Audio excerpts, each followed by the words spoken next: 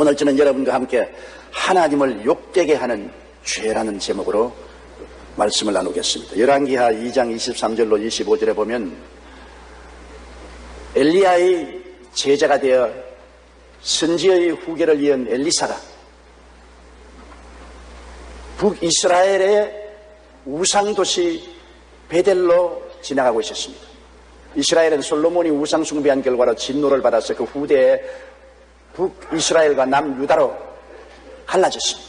북이스라엘은 금송아지를 만들어가지고 자기들이 하나님이라고 해서 베델에 신전을 짓고 금송아지를 그곳에 세우고 경배를 했습니다. 바로 그 베델은 우상 숭배의 중심지입니다. 그리로 엘리야의 제자인 엘리야의 후계자 엘리사가 지나가고 있었습니다. 엘리사는 엘리야가 불말과 불수레를 타고 회리바람 가운데 하늘로 올라가는 것을 보고 그에서 떨어진 겉옷을 받아 입고 능력을 받아서 대신 이스라엘의 선지자가 되었습니다. 그런데 그 베델에서 어린아이들이 성에서 나왔다 했습니다.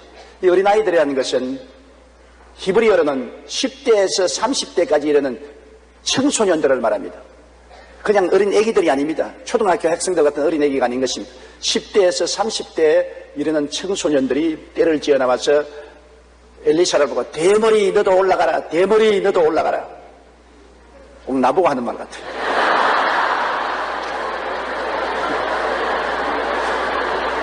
저는 이 성경 구절을 읽을 때마다 고약합니다. 그러니까 엘리사가 돌아보고 야훼의 이름으로 저주를 해버렸습니다. 내 생각에는 대물이 올라가라고 한다고 돌아서서 야훼의 이름으로 저주할 것까지 있겠느냐, 그런 생각이 옛날에 났습니다만 의미를 알고 보면 그렇지 않습니다. 그러자 숲에서 암곰 2마리가 나와서 그 청소년들을 찢어매 42사람이 찢겨서 죽음을 당했었습니다. 그 이야기가 오늘 우리에게 가르쳐주는 놀라운 뜻이 있습니다. 그 의미를 여러분과 함께 알아보자 하는 것입니다. 첫째로 그들이 엘리사를 보고 대머리에 올라가라, 대머리에 올라가라 한 것은 단지 엘리사 보고 모욕하기 위해서 한 것이 아닙니다. 그것은 우상숭배자들이 엘리야의 성천을 조소하는 것입니다. 너희 선생 엘리야도 불수레와 불말을 타고 회리 가운데 하늘에 올라갔으니 대머리 너 제자 너도 올라가라, 너도 올라가라, 꺼져라, 꺼져, 그 말인 것입니다. 왜 야훼의 선지자인 너가 우리 금송아지를 섬기는 북이스라엘의 중심지인 베델로 가느냐, 이 대머리여 너도 꺼져라, 너도 꺼져라, 그 말인 것입니다. 이는 하나님을 얕보는 말인 것입니다. 너는 엘리야처럼 꺼져라는 욕은 정말로 하나님께 대한 어마어마한 도전인 것입니다. 역대하 36장 16절에 비웃고 그의 말씀을 멸시하며 그의 선지자를 욕하여 야훼의 진노를 그의 백성에게 미치게 하여 회복할 수 없게 하였다고 말하는 것입니다. 바로 엘리사는 하나님의 종입니다. 하나님의 권세와 능력과 영광을 대변하는 사람인 것입니다. 그를 보고 모욕을 하고 꺼져라고 하는 것은 엘리야가 성천하고 하늘에 올라가는 것을 비웃고 모욕하고 멸시하는 것을 말하는 것입니다. 바로 우상숭배하는 자들은 하나님의 역사를 모욕하고 비웃지 않습니까? 여러분, 예수 그리스도를 십자가에 못 박은 대제사장과 그 가문들이 그리스도가 부활한 것을 지키는 군인들이 와서 직접 고백해도 안 받아들이고 제자들이 와서 시체를 훔쳐갔다고 하라고 그렇게 궤변을 말했었습니다. 정말로 우상숭배하는 자들은 살아계신 하나님의 능력이 눈앞에 나타났음에도 불구하고 그를 용납하지 않고 조수합니다. 온 이스라엘이 다 엘리야가 불말과 불수레를 타고 회리바람 가운데 하늘로 올라간 것을 알고 있습니다. 그럼에도 불구하고 우상숭배자인 이 베델에 있는 사람들은 그걸 인정하지 않고 오히려 그것을 조수했던 것입니다. 여러분, 신약 성경에도 보면 아나니아와 삽비라도 동일한 죄를 짓다가 하나님께 죽임을 당했습니다. 왜 아나니아와 삽비라는 자기 재산을 헌납하고도 하나님께 정죄를 받아 죽음을 받았습니까? 그것은 그때 성령의 역사가 크게 일어나서 너나 없이 앞다투어서 나는 집을 내놓겠습니다, 나는 땅을 내놓겠습니다, 나는 짐승을 내놓겠습니다, 하나님께 전부 서약을 할 때 여기 아나니아와 삽비라도 베드로와 그 성전에 모인 성도들 앞에서 나는 땅을 팔아서 하나님께 내놓겠습니다, 그렇게 약속을 미리 했던 것입니다. 미리 약속을 안 했으면 괜찮은데 미리 그 땅을 팔아서 하나님께 드리겠다고 약속을 했기 때문에 훗날에 베드로가 말하기를 땅이 있을 때도 너 땅이고 팔아도 너 땅인데 왜 그곳에 돈을 떼어서 하나님을 속였느냐. 하나님께 드린다고 해놓고 난 다음에 도로 찾아가는 것은 하나님을 대한 중대한 모욕입니다. 하나님께 주어놓고 빼앗는 것입니다. 그래서 아나니아와 삽비라가 이혼하고 그 땅을 팔아서 그 땅의 돈 얼마를 감추고 난 다음 베드로에게 와서 이건 내가 약속한 땅 전체를 다 내놓았습니다. 그때 하나님의 성령이 베드로를 통해서 네가 왜 감히 하나님의 성령을 속이느냐, 사람을 속인 것이 아니라 성령을 속인 것이다. 그러자 그 자리에서 거꾸러져 죽었습니다. 사도행전 5장 3절에 어찌하여 사탄이 내 마음에 가득하여 내가 성령을 속이고 땅값 얼마를 감추었느냐, 사람에게 거짓말한 것이 아니요 하나님께로다. 아나니아가 이 말을 듣고 엎드러져 혼이 떠나니 이 일을 듣는 사람 다 크게 두려워하더라. 젊은 사람들이 일어나 시신을 사서 메고 가서 장사하더라고 말한 것입니다. 하나님께 물질 드리고 하나님께 저주받아 죽은 불쌍한 사람입니다. 우리가 그냥 표면적으로 볼 때는 아유 그거 너무하지 않느냐. 그러나 하나님을 모욕되게 했습니다. 먼저 사람들과 베드로 앞에서 땅을 팔아 하나님께 드리겠다고 해놓고 난 다음에 그 땅의 금액 중에 얼마를 감추고 다 하나님께 드린다고 거짓말 하다가 하나님께 정죄당해서 저주받아 죽은 것입니다. 하나님을 모욕되게 한 죄인 것입니다. 여러분, 하나님을 모욕하면 하나님의 심판을 받습니다. 그들이 엘리사를 보고 대머리에 올라가라, 대머리에 올라가라, 너도 엘리야처럼 올라가라, 하늘로 올라가라, 꺼져버려라, 그렇게 말한 것은 하나님에 대한 멸시와 적대적인 행위인 것입니다. 하나님의 기적을 완전히 깔아뭉개는 것입니다. 무시하는 것입니다. 엘리야를 불말과 불술에 태워서 하늘로 올라가면 장땡이냐, 그렇게만 하면 죄이냐, 무시하는 말인 것입니다. 민수기 14장 11절로 12절에 야훼께서 모세에게 이르시되 이 백성이 어느 때까지 나를 멸시하겠느냐, 내가 그들 중에 많은 이적을 행하였으나 어느 때까지 나를 믿지 않겠느냐, 내가 전염병으로 그들을 쳐서 멸하겠다고 하는 거죠. 사무엘상 2장 30절에 나를 존중히 여기는 자를 내가 존중히 여기고 나를 멸시하는 자를 내가 경멸하리라. 그 베들레헴에 있는 사람들은 우상숭배자들이기 때문에 하나님을 경멸했습니다. 멸시했습니다. 그 기적을 인정하지 않았었습니다. 하나님의 기적을 무시했습니다. 신약 성경에도 예수님이 귀신 쫓아낼 때 바리새 교인들이 예수님이 귀신 쫓아낸 것을 조수했습니다. 마태복음 12장 22절로 24절에 그때 귀신 들려 눈 멀고 말 못하는 사람을 데리고 왔거늘 예수께서 고쳐주심에 그 말 못하는 사람이 말하며 보게 된지라. 무리가 다 놀라 이르되 이는 다윗의 자손이 아니냐니. 바리새인들은 듣고 이르되 이가 귀신의 왕 바알세보를 힘입지 않고는 귀신을 쫓아내지 못한 년이라 하거늘. 예수님이 눈 멀고 벙어리 된 사람을 고쳐서 보고 말을 하게 되니까 그 시기하는 바리새 교인들과 서기관들이 예수님이 귀신의 왕 바알세부를 의지해서 귀신을 쫓아냈다고 예수님의 기적을 폄하했습니다. 멸시했습니다. 그때 예수님 말하기를 만일 사탄이 사탄을 쫓아내면 그 집안이 어떻게 쓰겠느냐, 내가 하나님의 성령을 힘입어 귀신을 쫓아내는 것이면 하나님 나라가 너에게 이미 임하였느니라. 그리고 주님께서 그들에게 정죄하여 말하기를 마태복음 12장 31절로 32절에 그러므로 내가 너에게 이르노니 사람에 대한 모든 죄와 모독은 사심을 얻되 성령을 모독하는 것은 사심을 얻지 못하겠고 또 누구든지 말로 인자를 거역하면 사심을 얻되 누구든지 말로 성령을 거역하면 이 세상과 오는 세상에서도 사심을 얻지 못하리라. 하나님의 역사를 폄하하고 멸시하고 천시하는 말을 하면은 결코 하나님의 벌을 멸할 수가 없는 것입니다. 그러므로 베델에 있는 청소년들이 엘리사의 저주를 받아서 곰에 찢긴 이유가 있습니다. 그들은 살아계신 만군의 야훼 하나님의 역사를 무시하고 폄하하고 짓밟고 모욕한 무서운 죄를 지은 것입니다. 아나니아와 삽비라도 똑같은 죄를 지었고 예수 그리스도의 기적을 모욕한 바리새 교인, 사두개 교인들도 똑같은 죄를 지은 것입니다. 둘째로 하나님이 이 청소년들을 저주한 이유는 사람을 외모로 판단했기 때문인 것입니다. 그것은 다른 것이 아니라 엘리사의 대머리를 대표적으로 모욕한 것입니다. 대머리여 꺼져라, 대머리여 올라가라, 너도 너희 선생 따라 올라가 버려. 대머리가 되고 싶은 대머리 된 사람 누가 있어요? 나는 눈에 이 눈썹에 여기 흰머리가 하나가 길게 났는데 우리 집 사람이 그거 뽑자고 그러게 손대지 마라, 손대지 마라. 그래 한 오락이 나는 얼마나 귀한지 모른다. 길어도 좋으니까 그대로 내버려 두라. 제가 그렇게 말했습니다. 이 대머리가 된 사람은 굉장히 자기 대머리에 대해서 자격지심을 가지고 있습니다. 우리 애들이 어릴 때 애들과 함께 식사를 하는데 우리 애들 중에 한 사람이 저희 집사람을 보고 엄마 아버지하고 왜 결혼했어? 왜 그러니까 창피하게 대머리하고 왜 결혼을 했어? 그때 나는 충격을 받았습니다. 우리 애들조차도 나를 대머리라고 생각을 하는가? 그랬는데 부전자전으로 우리 애들도 다 대머리가 돼가고 있어요. 남의 흉볼 것이 아니죠. 사무엘상 16장 7절에 보면 야훼께서 사무엘에게 이르되 그 용모와 키를 보지 말라. 내가 이미 그를 버렸노라. 내가 보는 것은 사람과 같지 아니하니 사람은 외모를 보거니와 나는 중심을 보느니라. 할렐루야. 하나님은 외모를 보지 않아요. 중심을 본다고. 하나님은 볼 때 내 대머리가 안 보여요. 내 중심만 보이는 것입니다. 야고보서 2장 9절에 만일 너희가 사람을 차별하여 대하면 죄를 지은 것이니 율법이 너희를 범법자로 정죄하리라고 말한 것입니다. 지난 6일 미국에서 가장 인기 있는 운동 경기인 슈퍼볼 게임에서 한국계 미국인 하인스 워드가 당당하게 MVP, 즉 최고 선수 자리를 차지했습니다.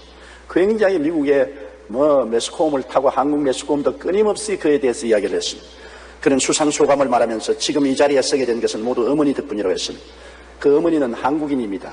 아프리카계 미국 병사하고 한국에서 결혼해서 이 하인스를 낳고 미국에 건너가자 곧장 버림을 당해서 이혼당하고 혼자서 이 하인스 흑인 아들을 기르게 된 것입니다.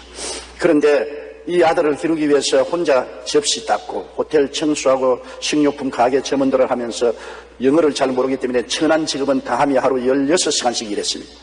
그러나 어렸을 때 그는 어머니가 한국인인 것을 창피하게 여겼습니다. 한 번은 어머니가 학교에 차로 데려다는데 애들이 혹시 동양 어머니가 자기를 차에 태워서 데려온 줄 볼까 싶어서 뒤에 자리에 엎드려서 있다가 차가 중지하자 문을 확 열고 뛰어나가면서 뒤를 돌아보니 어머니가 울고 있었습니다. 그 어머니 눈물을 보고 그는 마음에 큰 충격을 받았습니다. 아무리 어머니가 영어를 할 줄 모르고 동양인이라도 한국인이라도 내가 어머니가 나와 피부 색깔이 같지 않다고 어머니를 무시해서 되겠느냐. 그날부터 그는 한국계 미군이 사람인 것을 자랑으로 생각하고 다시는 어머니를 멸시하지 않았다고 말하고 있는 것입니다. 그러나 차별은 미국인 사이에서만 있는 것이 아닙니다.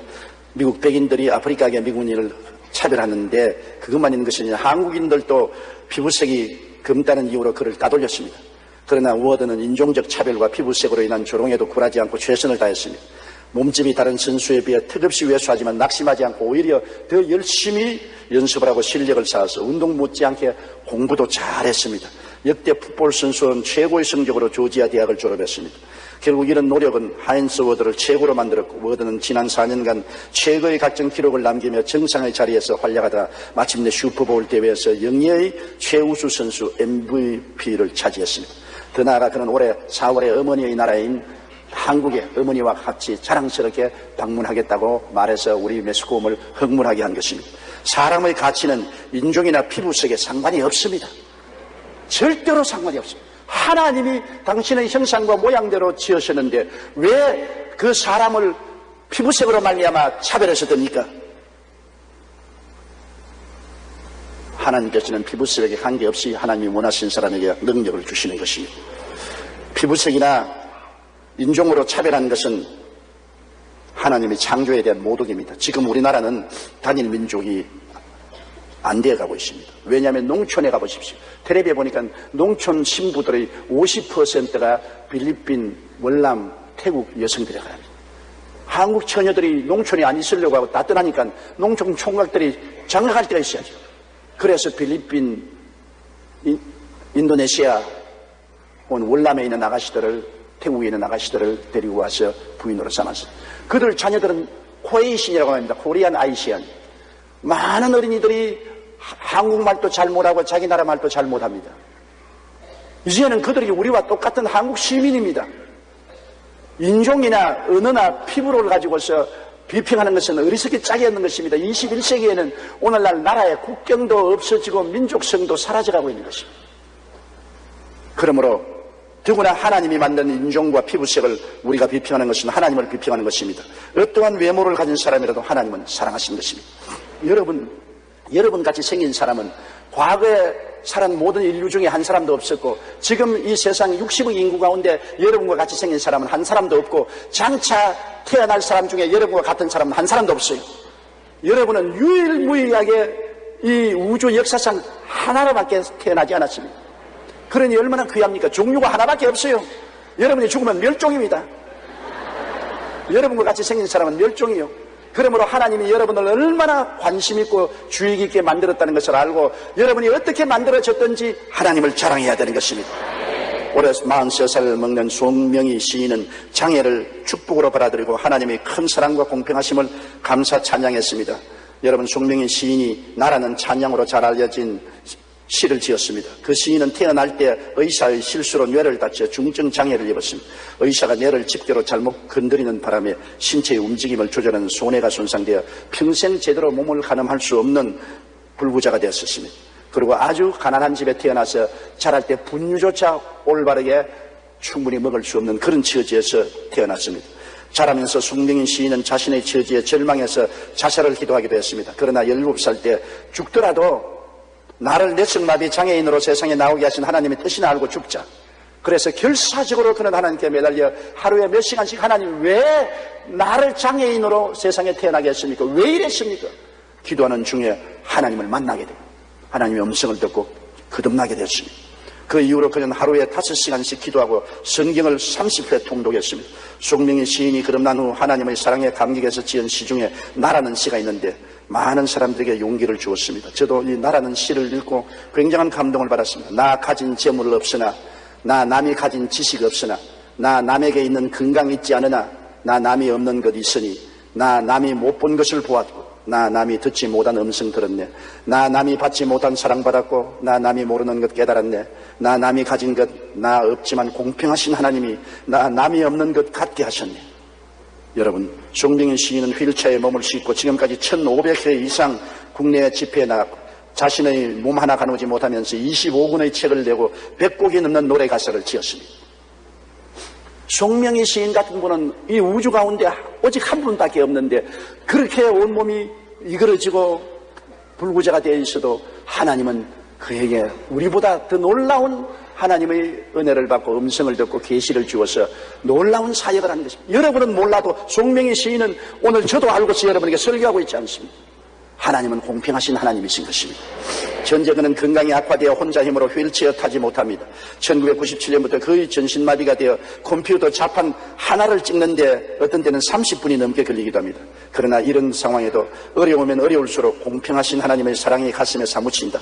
나는 장애를 통해 남이 깨닫지 못한 진리를 알게 되고 수많은 사람의 사랑을 받았으니 하나님은 공평하시다고 말하고 있지 않느냐고 했습니다. 여러분, 사람이 보기에 무능력하고 형편없이 보이는 사람이라 할지라도 하나님은 동일하게 그 사람을 사랑하십니다. 똑같이 사랑하는 하나님의 자녀들인 것입니다. 하나님은 사람을 외모로 보지 않습니다.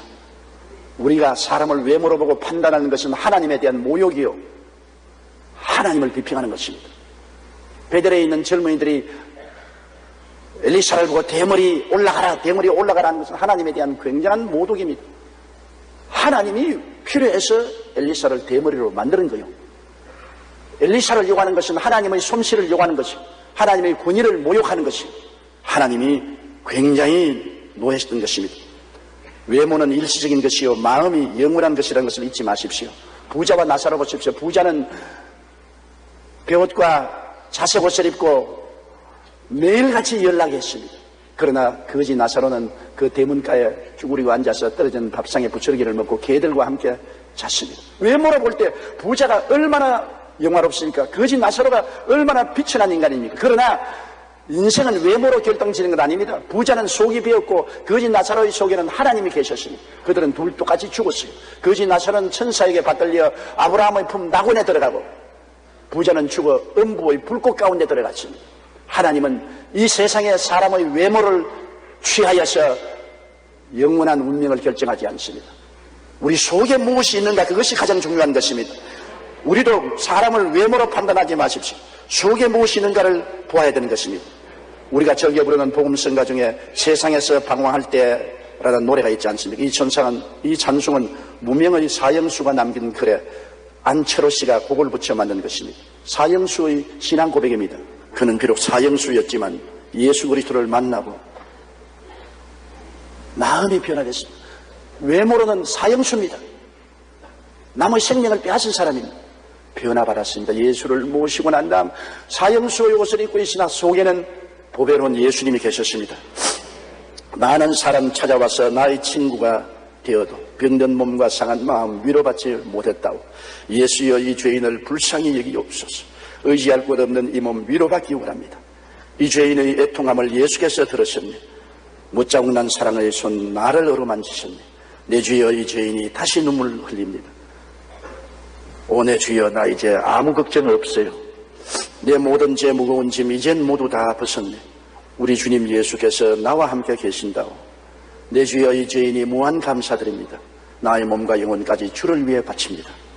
하나님 앞에서는 우리가 가진 열등한 조건이 아무런 문제가 되지 않습니다. 하나님은 우리가 어떠한 외모를 가지고 있다 할지라도 변함없이 사랑해 주시는 것입니다. 하나님은 세상을 이처럼 사랑하사 독생자를 주셨습니다. 그 예수 그리스도를 통해서 우리를 얼마나 사랑한다는 것을 우리는 상상을 할 수가 없습니다. 부모들이 자식을 보고 늘 말합니다. 내가 너를 얼마나 사랑하는지 너도 부모가 되어보면 알 것이다. 사실입니다. 자식은 부모가 나를 얼마나 사랑하는지 이해가 안 돼요. 그러나 자기가 자식을 낳아서 길러보면 부모가 자식을 얼마나 사랑한다는 것을 이해할 수가 있게 되는 것입니다. 하나님은 그렇기 때문에 사람을 외모로 비평하는 것 아주 싫어합니다. 그 사람이 문둥병이든 휠체어에 앉은 장애인이든 머리가 벗어졌든 아름다운 미모든 사형수든 하나님께서는 모두 다 예수를 믿고 구원받기를 원하고 사랑하시는 것입니다. 셋째로 하나님의 종을 상처 입히지 말라는 교훈을 이를 통해서 우리에게 보여주는 것입니다. 여러분, 엘리사는 보통 자연인이 아닌 것입니다. 그는 하나님의 나라를 대표하는 하나님의 종이요 하나님의 위엄과 권세의 법궤를 걸머쥐고 있는 사람인 것입니다. 주의 종이란 사람의 종이 아니요 주님의 영광과 명예를 걸머쥔 종인 것입니다. 노아를 비웃은 둘째 아들 함과 그에게 내린 저주를 여러분 잘 알잖아요. 노아 홍수 이후로 방주에서 나와서 노아가 포도 농사를 짓고 포도를 짜서 두었다가 마시는데 그것이 술이 된 것을 몰랐습니다. 왜냐하면 홍수 이전에는 술이 없었어요. 그가 포도주를 마시고 난 다음 술이 취해서 뭐 옷을 다 벗어버리고 아마 굉장히 술이 열을 발휘해서 더웠던가 봐요.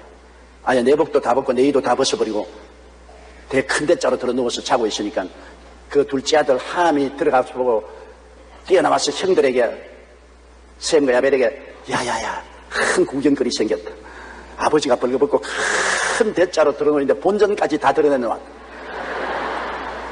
큰 재미거리다 구경거리다. 아버지가 어떻게 저렇게 할 수 있냐. 아버지를 조수했습니다. 여러분, 한 가정의 아버지는 제사장입니다. 그 가정에 하나님을 대변하는 사람이죠. 그 아버지를 조수했습니다. 아버지가 깨어나서 그 이야기를 들었습니다.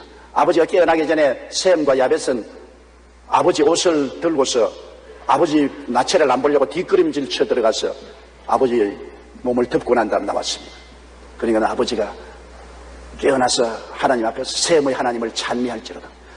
하나님은 가나안 뜻 함을 셈의 종 중의 종이 되게 하고 하나님은 야벳을 창대케 하여 셈의 장막에 있으라고 말했습니다.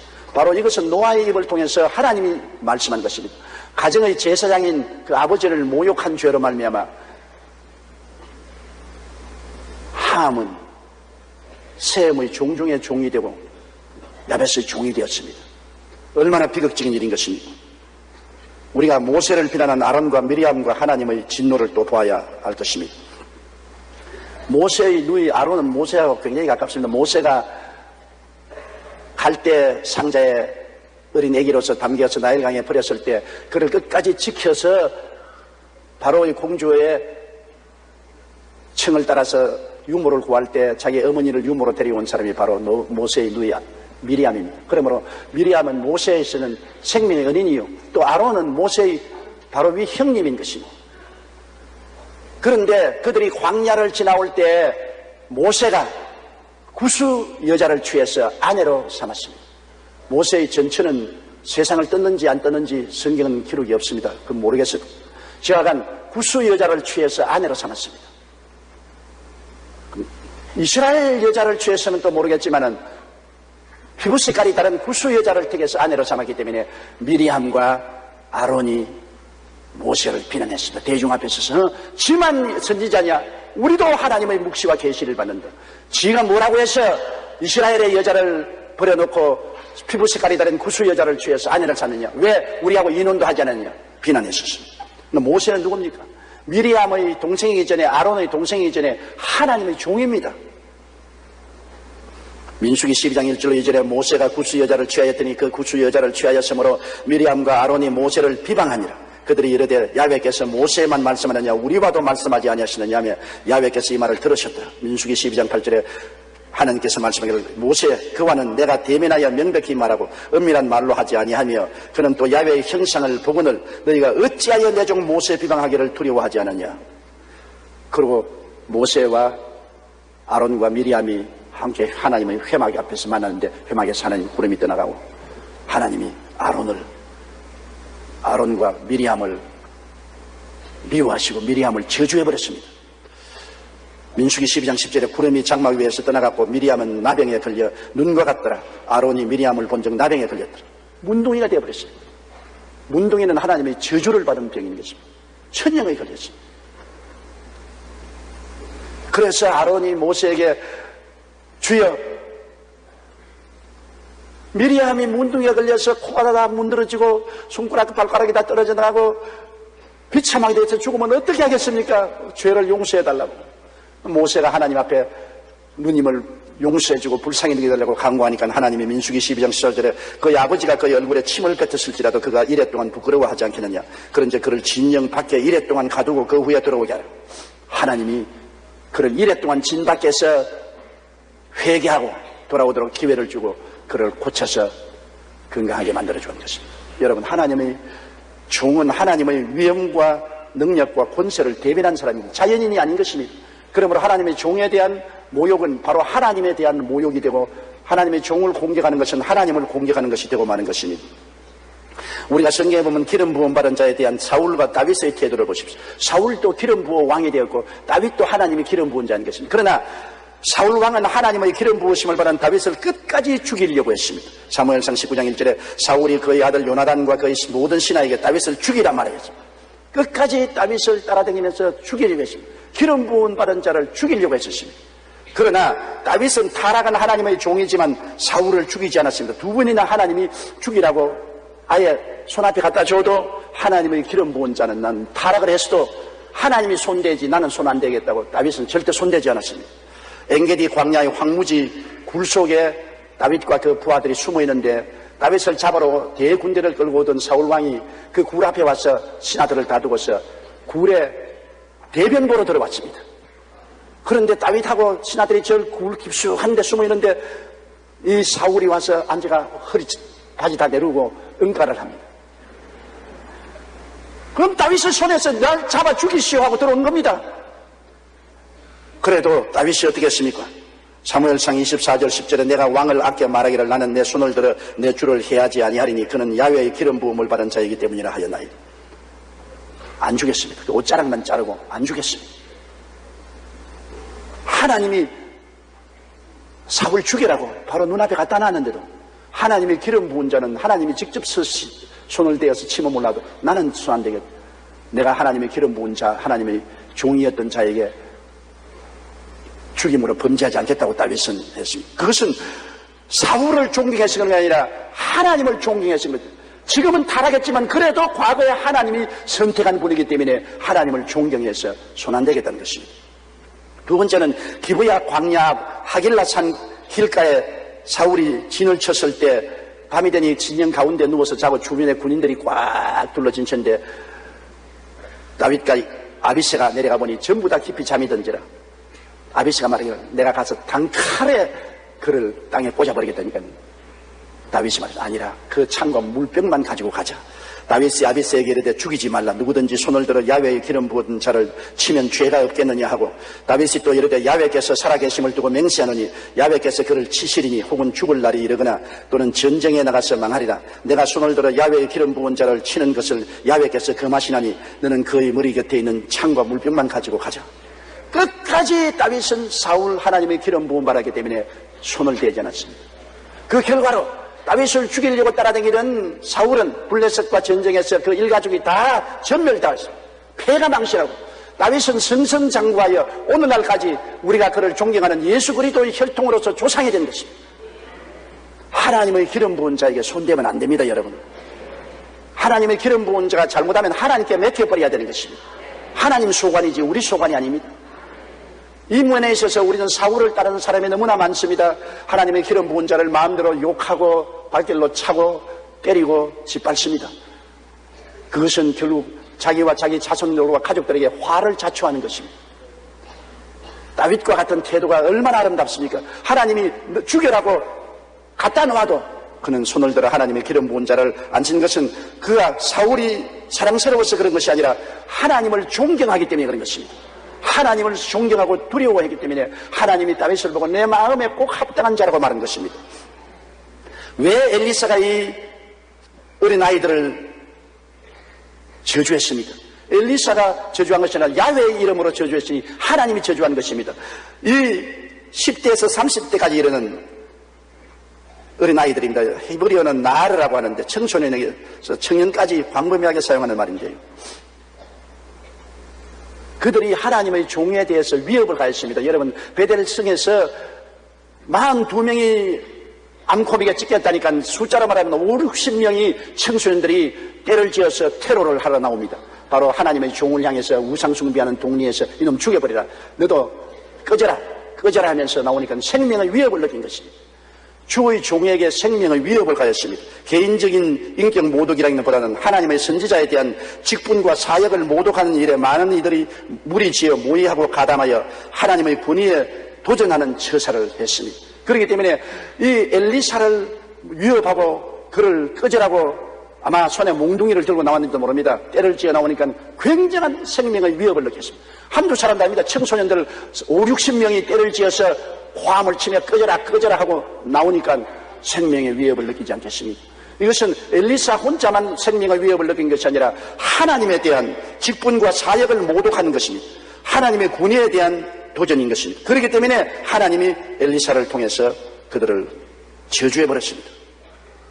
계획적인 테러와 하나님의 저주를 우리가 볼 수 있습니다. 하나님이 저주해버렸습니다.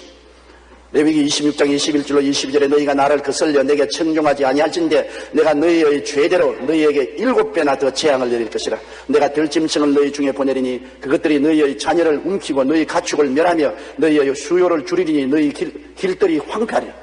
아닌 게 아니라 들짐승 앙콤 2마리가 나와서 42명을 찢었습니다. 앙콤이 얼마나 무섭습니까? 그냥 곰 2마리가 막 들려들어서 뛰고 꿀리고 찢으니까 아무리 수가 많아도 혼비백산하여 뿔뿔이 흩어지는데 42명이 곰의 발에 찢겨서 죽었습니다. 얼마나 무서운 일인 것입니까? 여러분, 하나님의 분노를 산다는 것 굉장히 무서운 것입니다. 하나님 앞에 우리는 떨면서 하나님을 욕되게 하지 말아야 되는 것입니다. 미국의 35대 대통령이던 존 F 케네디가는 사고와 죽음이 끊이지 않아서 사람들은 말하기를 그 가문이 하나님의 진노를 샀다고 말하고 있습니다. 그의 아버지 조지 F 케네디는 양조장으로 수많은 돈을 벌어 부를 축제하고 자식들을 명문대학에 입학시켰습니다. 그러나 케네디 대통령의 형이었던 조지 F 케네디가 1944년 2차 대전 해군 비행기 조종사로 참가했다가 피격되어 시신조차 찾지 못했고, 여동생 캐슬리는 1948년 비행기 추락사고로 숨졌고, 그녀의 언니 로즈메리는 지능장애와 뇌전엽 수술 실패로 장애인이 되어 1941년 이후 공공시설에 수용되어 있고, 존 F 케네디는 1961년에 대통령이 되어자 아버지의 영향으로 반기독교적인 정책을 시행했습니다. 대통령이 된 이듬해 1962년에 그는 미국의 모든 공립학교에서 성경을 교육하고 기도문을 외우는 것이 헌법에 어긋난다며 전면 금지시켰습니다. 그로부터 1년 후인 1964년 케네디는 암살당했습니다. 이 충격이 채 가시기도 전인 1968년에 그의 동생 로버트 케네디가 대통령 입후보자로 연설하다가 로스앤젤레스에서 암살당했습니다. 케네디 대통령의 장남인 존 F 케네디 2세는 1999년 비행기 실종으로 시체도 찾지 못했습니다. 동생 로버트 케네디의 아들인 데이비드는 1984년 한 호텔에서 약물 과다 복용으로 숨진 채 발견되었고, 그의 동생 마이클은 1997년 12월 음주 스키 타다가 스키 사고로 죽었습니다.